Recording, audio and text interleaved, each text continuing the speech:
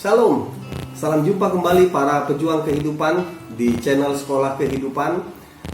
Sekolah yang tidak ada tamat-tamatnya, karena dalam kehidupan kita terus belajar dan terus belajar sampai Tuhan Yesus memanggil kita.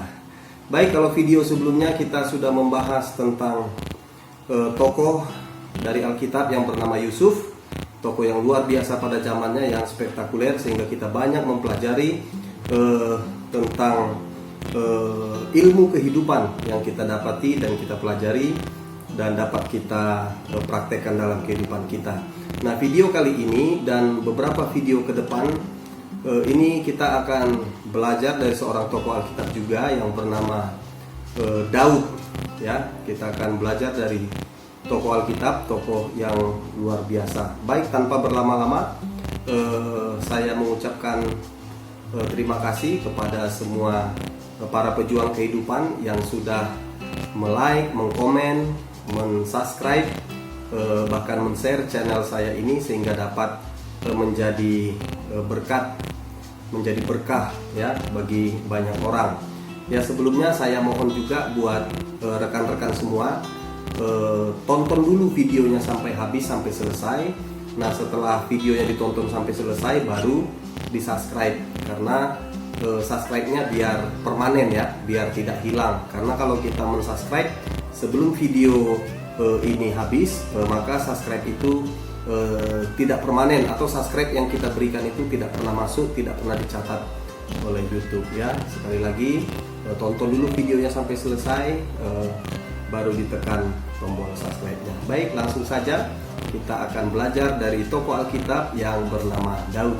Saya akan bacakan nats firman Tuhan atau nats Alkitab yang tertulis di dalam 1 Samuel pasal 13 ayat yang ke-13 dan ayat yang ke-14. Demikian firman Tuhan, saya bacakan. Kata Samuel kepada Saul, "Perbuatanmu itu bodoh. Engkau tidak mengikuti perintah Tuhan Allahmu yang diperintahkannya kepadamu.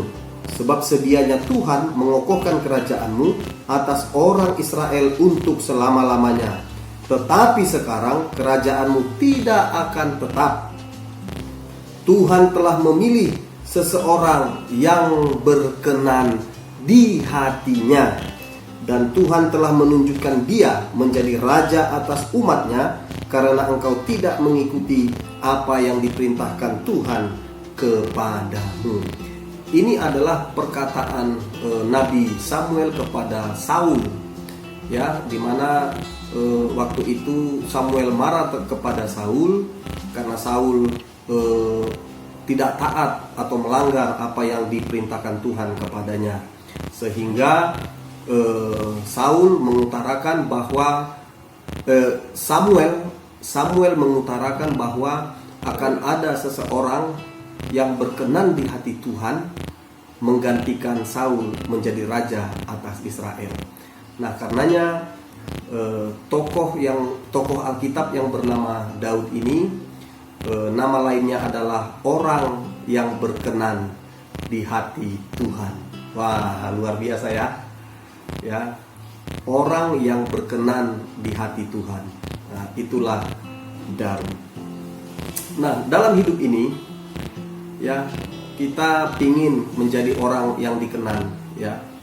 Katakanlah kita menjadi orang yang dikenan oleh pimpinan kalau di tempat kita bekerja, atau menjadi pribadi yang dikenan oleh dosen kalau kita mahasiswa atau mahasiswi, atau menjadi pelajar yang dikenan oleh guru-guru ya kalau kita masih berstatus pelajar. Ya, intinya menjadi orang yang dikenan itu enak ya. Ya, pasti enak ya.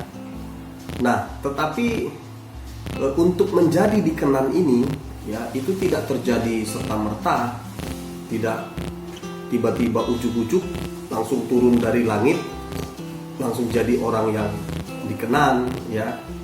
Tidak seperti itu. Ada banyak proses ya, ada banyak kriteria, ada banyak hal-hal yang bersifat prinsipal yang diperhatikan atau yang didapati dalam pribadi seseorang. Nah, video ke depan akan kita mengupas ya. Kita akan belajar ya bagaimana menjadi orang yang dikenan oleh Tuhan ya. Kita akan belajar. Nah, yang pertama pada video ini kita akan belajar mengapa Daud menjadi pribadi yang berkenan di hati Tuhan ya. Yang pertama itu saya akan baca di dalam 1 Samuel pasal yang ke-16 ya, ayat yang ke-7 ya. Saya akan bacakan, demikian firman Tuhan. Tetapi berfirmanlah Tuhan kepada Samuel, janganlah pandang parasnya atau perawakannya yang tinggi, sebab aku telah menolaknya. Bukan yang dilihat manusia, yang dilihat Allah. Manusia melihat apa yang di depan mata, tetapi Tuhan melihat hati. Ini dia kuncinya ya. Daud menjadi pribadi yang berkenan di hati Tuhan karena dia hatinya bersih ya, hatinya baik ya. Alkitab berkata bukan yang dilihat manusia, yang dilihat Allah ya. Manusia melihat apa yang di depan mata, tetapi kalau Tuhan melihat hati. Nah, itu artinya Daud adalah pribadi yang memiliki hati yang tulus ya, memiliki hati yang baik, hati yang luar biasa, memiliki hati yang bersih ya. Kita tahu kisah ini adalah ketika diadakan jamuan makan oleh Samuel ya. Ketika diadakan jamuan makan, pada waktu itu saudara-saudaranya dikumpulin oleh bapaknya ya, sehingga ditampilkan satu persatu dari antara saudara-saudaranya ini tidak ada satupun yang terpilih menjadi raja untuk menggantikan Saul. Lantas Samuel berkata, adakah inikah anakmu semuanya?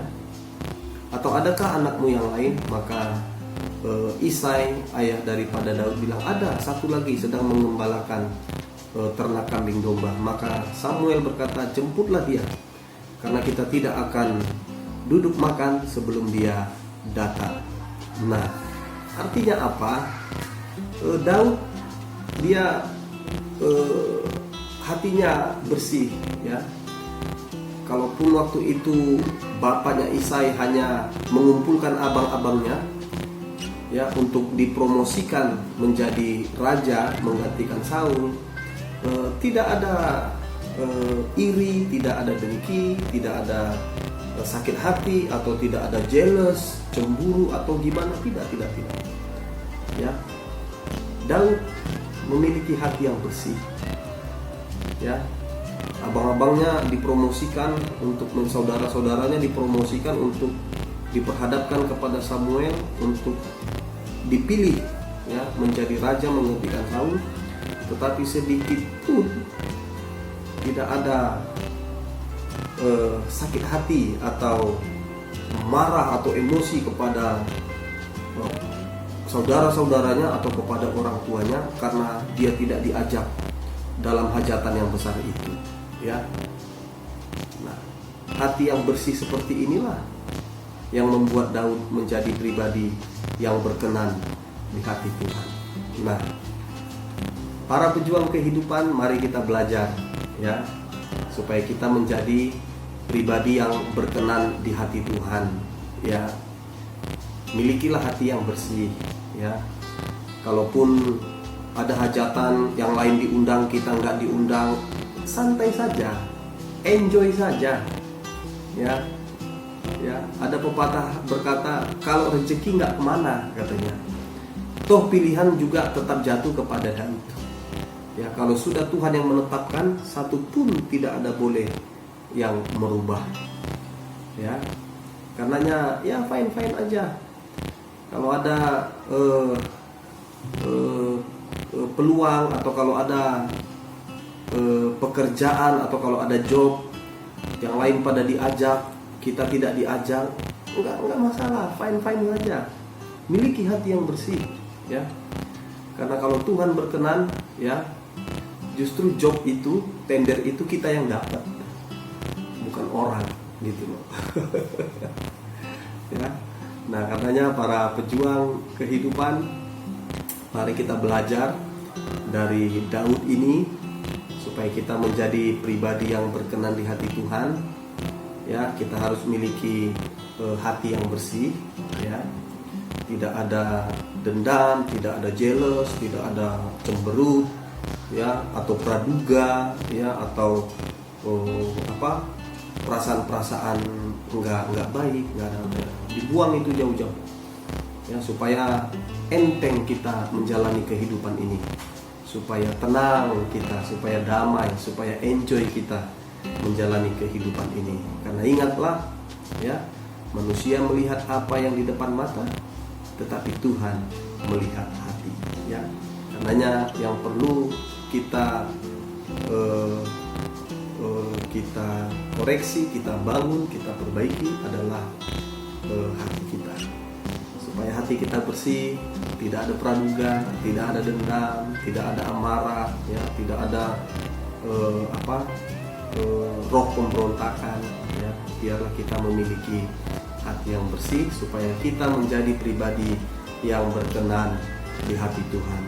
Dan kalau Tuhan sudah berkenan kepada seseorang, bayangkanlah, ya, yang dipromosikan tidak terpilih, malah yang tidak dipromosikan itu yang terpilih.